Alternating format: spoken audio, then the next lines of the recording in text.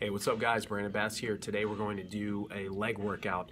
I'm still kind of getting over a cold. You can probably hear it in my voice, but I'm going to push it as hard as I can today. Going to go for, max effort on every exercise. In this gym, I'm a little limited in terms of my exercise selection. We don't have leg press, we don't have a leg extension, a leg curl. So what I'm going to do is 4 sets of squats, 4 sets of deadlift, and then 4 sets of walking lunges. And I think that's going to be enough volume because, I'm on the upper lower split. So we're going to be doing upper body twice a week and lower body twice a week. So just to give you a little bit of a rundown of what I've done this week. Yesterday I wasn't able to film my upper body workout. I just was pressed for time and I was in a big kind of corporate gym that didn't allow me to film. So I did an upper body workout that consisted of flat dumbbell press. Then I went into a bent over barbell row. Then I did an incline dumbbell press. Then I did heavy pull downs. Then I did side raises, barbell curls, tricep extensions. I did lying skull crushers, and then I hit some abs. So that was my full upper body workout yesterday. Then today's legs. Then tomorrow I'll take off, and then the next day I'm going to do another upper body workout. Very similar, but instead of 2 presses for chest, I'll throw in 1 press and then maybe a cable fly. And then I'll change up the back exercises. Instead of side raises, I'll do an overhead press for shoulders and still do 1 bicep and 1 tricep, and then maybe throw in face pulls, work the rear delts. And then the day after that, I'll do another leg workout, not doing deadlifts or squats. I'll do very light, more high rep leg press, leg extension, leg curls, maybe like a seated leg curl as well, just to really hammer the hamstrings, but that's pretty much it. So what I like to do is kind of like 1 heavy upper body workout per week and 1 moderate to lighter, higher repetition upper body workout per week, and the same applies to legs. 1 focusing more on compound heavier movements, and then the other leg workout focusing more on kind of high rep machines. And so this way you get the best of both worlds, strength and hypertrophy, and it seems to be working really well. I really like this program and I really like the way it makes me feel. So today I'm going to show you the leg workout, show you some kind of key points and key tips on squats, the deadlift, and the walking lunge. All right, here we go. All right guys, so gonna warm up with 135. Highly recommend foam rolling your quads, IT bands, your calves. Do some stretches, maybe warm up on the bike before doing legs. You can't neglect the warm up, guys. It's important to make sure your knees, your hips, everything's ready for what you're about to throw at it. So make sure that you're always properly warmed up. Not just doing warm up sets with the exercises, but foam rolling is an important part, I think, of the warm up process, and doing some kind of dynamic stretches for your hips, your lower back, and your quads. So I'm going to start here with just a set of 10 to 12, really nice, smooth, and controlled.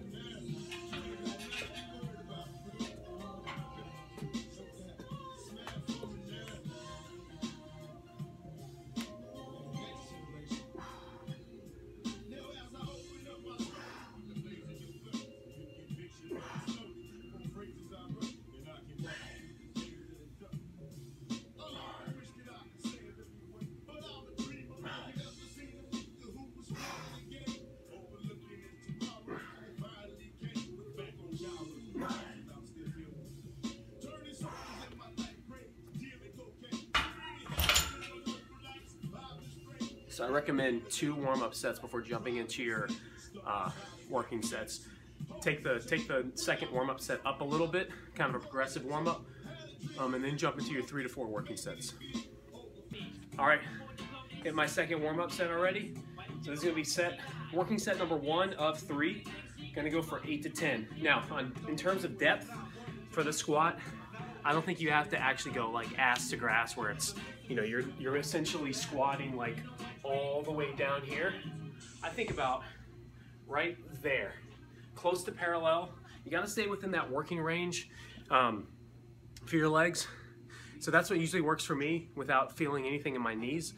That's usually kind of the range within me. I'd say right to parallel or just right above parallel. So let's go for it.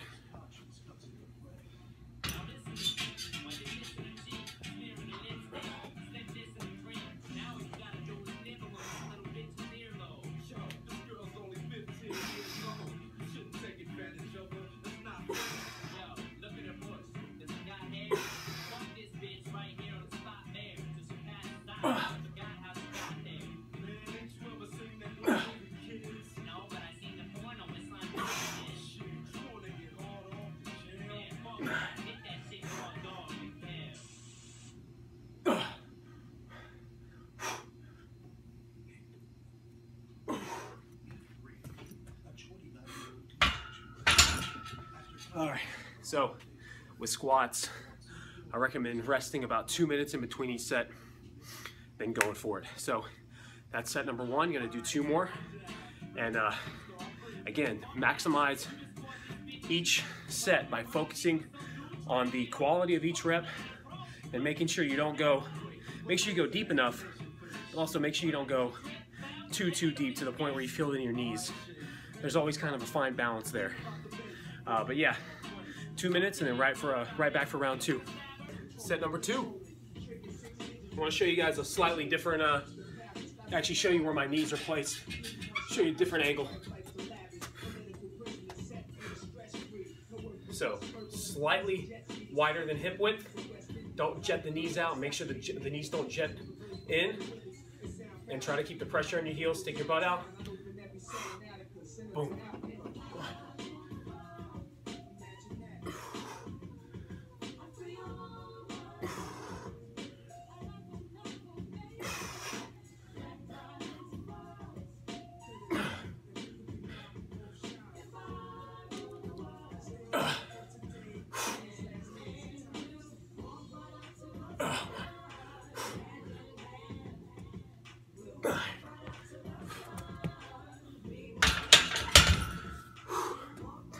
Now guys, when you're doing squats, deadlifts, overhead press on a consistent basis and relatively heavy for you, you don't need a ton of work when it comes to core. You're getting the work right there. You know, a six-pack is not revealed until your body fat's really low. So don't think that crunches all day are gonna get you a six-pack. It's not. What's gonna really work your core the most and build up that strength are the core exercises like squats, deadlifts, standing overhead press and stuff like that. So make sure that your body fat is low. That's going to reveal the muscles themselves, and make sure you're doing the core compound movements like this to help build up that core strength. All right guys, third and final set of squats, then we're going to move on to deadlifts. Finish strong. Make sure your last set is the best one and give max effort. Here we go.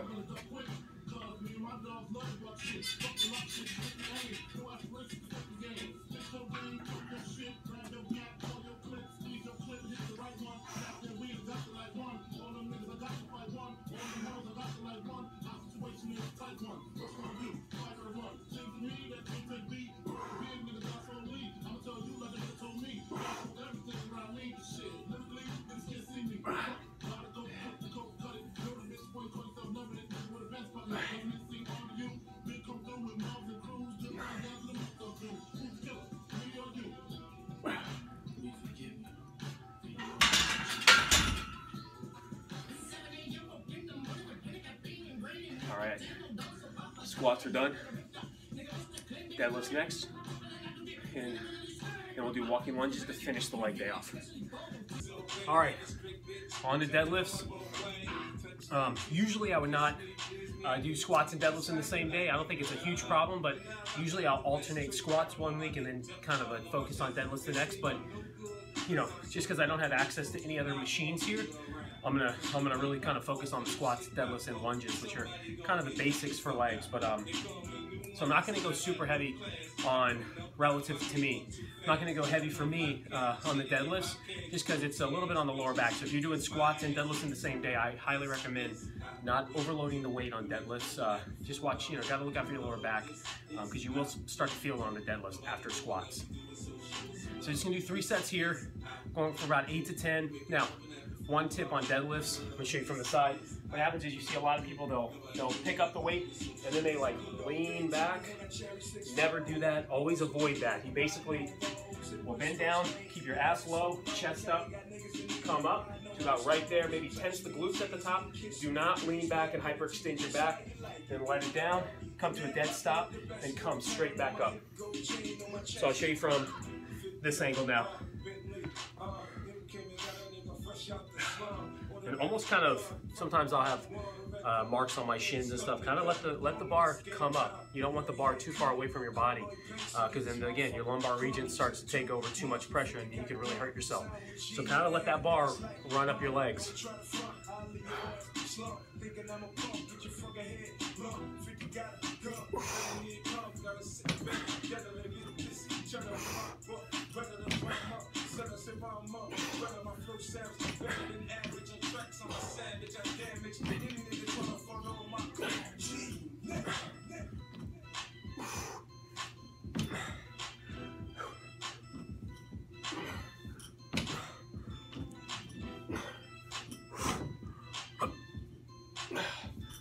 Yeah, good isolation there. Really feeling that in the glutes. So again, just like with squats, rest another 2 minutes in between these since these are such a taxing exercise. Then go into your your second and third set. All right, set number 2.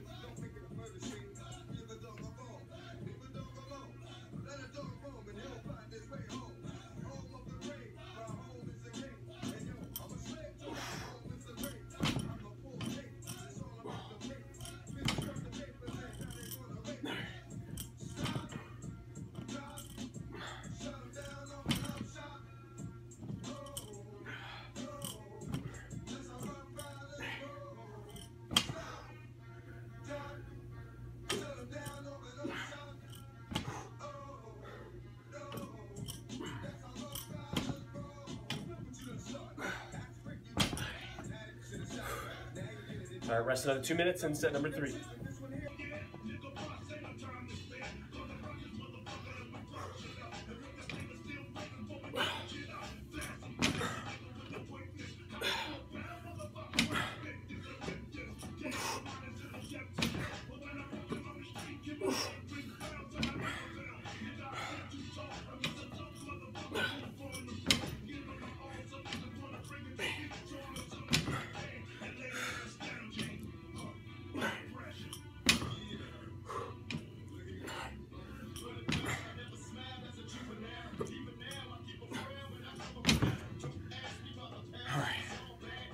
That's it. With deadlifts, gonna go to walking lunges next. Gonna hold dumbbells to the sides. You can also obviously put a barbell on your back. Usually I'll prefer that way, just because of space. I'm gonna have to hold the dumbbells to my sides, but still hits the muscle properly. Lunges are a great exercise for your glutes, hamstrings, and your quads. It's really taxing it all, so I highly recommend throwing those in. All right, so we're finished with 3 sets of that, and that's it for legs.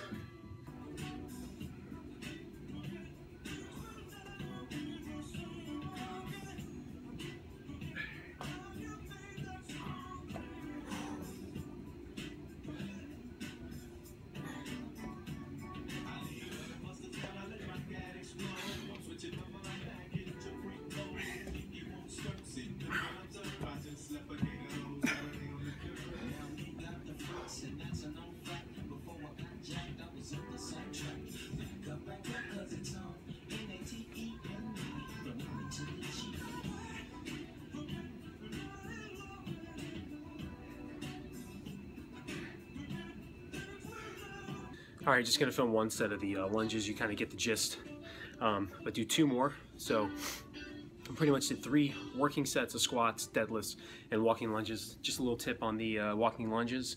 Make sure you push through that front heel, and then make sure you're up on the back toes. And instead of walking completely straight forward, you know, if you're taking a step with your right foot, take maybe an inch to the right, and then with the left foot, an inch to the left each step. So just kind of a slight outward step, but very, very slight, to be a little safer on the knees, and get a little bit more activation in the right areas. But all right, that's going to conclude this this leg workout. All right, guys, the workout is complete. Now, I'm going to sound like a broken record here, but if you're not doing post-workout supplementation correctly, then you're really shortchanging yourself. This is the only time in the day that I would say supplementation actually supersedes whole food nutrition. You know, obviously supplementation is there to fill in the gaps where nutrition doesn't. Like a multivitamin will fill in the gaps if you're not eating enough fruits and vegetables. Fish oil kind of fills in the gaps when you're not consuming enough omega-3s. But obviously whole foods should be your first choice, should be your first option. When it comes to post-workout nutrition and supplementation, this is where a protein shake and a glucose product comes first. there's not going to be anything that you consume that's going to digest faster than a hydrolyzed whey protein isolate like Formula One, which is I'm going to take. By the way, look at that flavor. If you can see, cherry lime. It tastes awesome. Tastes like does taste like kind of like a cherry limeade. And then I mix in half a scoop of Ignition, which is the dextrose, which is going to help spike the insulin, drive the amino acids into the bloodstream, and start the recovery process. So let me just mix this. You know, that's the opportune time, guys. You know, this is the most important time to consume a fast digesting hydrolyzed whey protein, which is going to have a high leucine content. It's going to have a high BCAA content. So that's the time to do it. Obviously, I put a little bit of creatine in there as well. Post-workout, you can take creatine pre-workout or post-workout. It's really a matter of what you guys prefer. There is no kind of like acute effect. It's just more about saturating the muscle with creatine. But guys, if you're not doing this, I highly recommend that you do it. Like I always say, I'm going to post the links below of where you can order this post-workout stack. It is the best post-workout stack I've ever tried. I've tried pretty much every mainstream kind of company out there. Nothing compares. And just so you know, I mean, the supplement industry is such an unregulated industry, and most people are just cutting corners to kind of make a dollar off of you. This company, 1st Phorm, actually has FDA inspected facilities. They spend a ton of money on that to make sure that everything that's on the label is within that product. And I highly believe in this company, and I know that they're not shortchanging you or shortchanging me. And again, these are supplements that I buy myself. I actually put my money into them. And yeah, I wouldn't pay for any other company, because I know that this is the best company around. But yeah, if you're not doing post-workout nutrition right, you definitely should, because a lot of times people will just finish a workout, drive home, you know, cook a meal, and it's an hour and a half before they eat. And they've kind of missed that opportunity to help kind of start the rebuilding and the recovery process. So like I always say, do the protein shake immediately after your workout or within 30 to 45 minutes. And then wait another 30 to 45 minutes and then have a whole food meal, and then you guys are covered. All right, guys, this concludes the leg workout and my post-workout rant. As always, you know, hit me up with any questions. My email will be in the description below as well. Always feel free to email me any questions you have in regards to nutrition, training, or supplementation. I'll see you guys next time.